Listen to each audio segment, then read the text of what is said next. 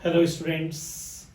NEET की तैयारी के लास्ट 15 डेज़ हैं और इन 15 डेज़ की प्लानिंग बिल्कुल अलग तरह की होती है।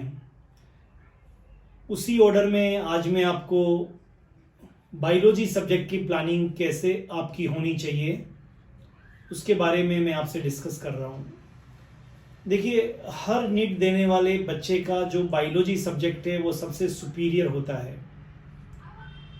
चाहे वो किसी भी लेवल पर हो, उसको कॉन्फिडेंस होता है कि बायोलॉजी में I am good in biology, I am quite good in biology. उसको ये पूरा विश्वास होता है कि इसमें मेरी परफॉर्मेंस दी बेस्ट होगी। क्लियर? और वो बायोलॉजी सब्जेक्ट के इंटरेस्ट के कारण ही आता है। तो इस सब्जेक्ट में आपको बहुत ज़्यादा स्कोर करना है एंड 50% पेपर बायोलॉजी का है, बॉटनी एंड जूलॉजी का।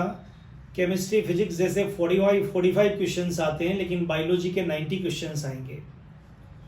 तो keep in mind, botany zoology biology पूरा मिला के 90 क्वेश्चंस आएंगे आपके। और ये जो 90 क्वेश्चन से 360 मार्क्स का पेपर होगा। तो यहाँ अगर आपको इस नीट के एग्ज़ाम को क्रैक करना है तो आपको अपना माइंड सेट ये रखना पड़ेगा कि मुझे बायोलॉजी में 320, 25, 30, 40 इतने मार्क्स, मतलब मिनिमम 320 मार्क्स तो लाने ही है। इससे ऊपर आप जितनी ताकत लगा सकें आप लाएंगे, तभी आपका सिलेक्शन पॉसिबल है। इनफैक्ट अगर आपका सब्जेक्ट बहुत बढ़िया है तो 350 तक, 340, 50 तक आप मार्क्स लाएंगे तो आपका सक्सेस रेट नीट में सिलेक्शन आसान सा हो जाएगा।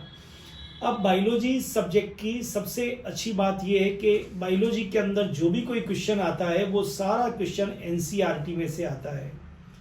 मैं सारे बायोलॉजी के बहुत पुराने पेपर्स देख चुका हूँ। आप भी पेपर्स डेफिनेटली ईयरली आप पूरे साल भर से तैयारी कर रहे हैं तो आपके नॉलेज में भी होगा ये कंप्लीट। और जो टीचर्स आपको पढ़ा रहे हैं, जैसा आप यूट्यूब पे देखते हैं, सब लोग गाइड कर सकते हैं कि एनसीईआरटी जो बुक है वो सबसे इम्पॉर्टेंट है।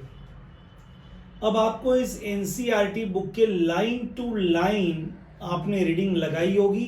नहीं तो अभी आपके पास जो रिमेनिंग टाइम है उसमें मेन जो सारे चैप्टर से एक बार आंखों के सामने से निकाल दीजिए, मेन पॉइंट पे अंडरलाइन कर दीजिए। वो किया होगा आपने ऑलरेडी, हाईलाइट भी किया होगा आपने, लेकिन अभी वो वक्त है जिसके अंदर आपको इन कॉन्सेप्ट को और इन सब चीज़ों को ध्यान से आपको देखना है।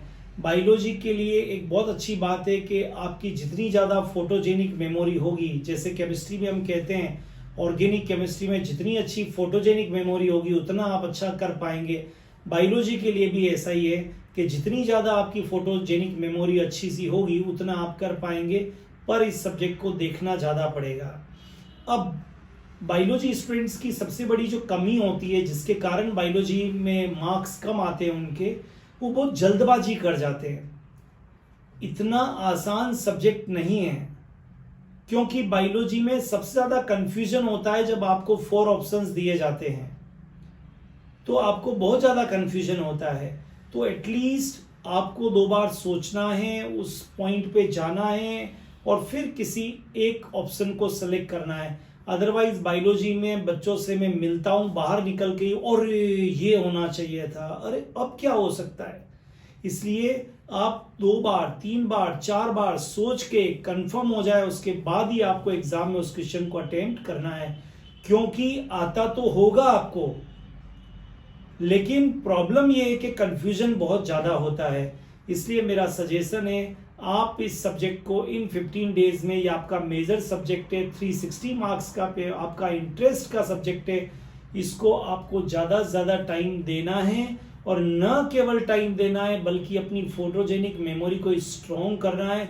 अच्छा, जो अपने इंटरेस्ट का सब्जेक्ट होता है उसमें हम थकते भी नहीं हैं। जैसे फॉर एग्जाम्पल आप दिन भर क्रिकेट खेल के आइए, अगर आपको खेलने का मन है तो आके आप थकेंगे नहीं, क्योंकि उसमें आपको मज़ा आ रहा है।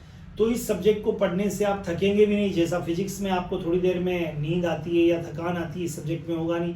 ये सब्जेक्ट आपके सिलेक्शन को पक्का करता है, तो ये बात आपको ध्यान में रखनी है। और ऐसा भी मान के चलना है कि 300 से कम मार्क्स आए, इतने तो क्वेश्चन अगर आप कम करोगे तो कुछ भी होने वाला नहीं है। इसलिए आपको क्वेश्चंस भी इसमें ज़्यादा अटेम्प्ट करने ही पड़ेंगे, क्योंकि कट ऑफ से ऊपर जाने के, कट ऑफ नहीं, सिलेक्शन का जो कट ऑफ होता है सिलेक्शन का, वहाँ से आगे जाने के लिए आपको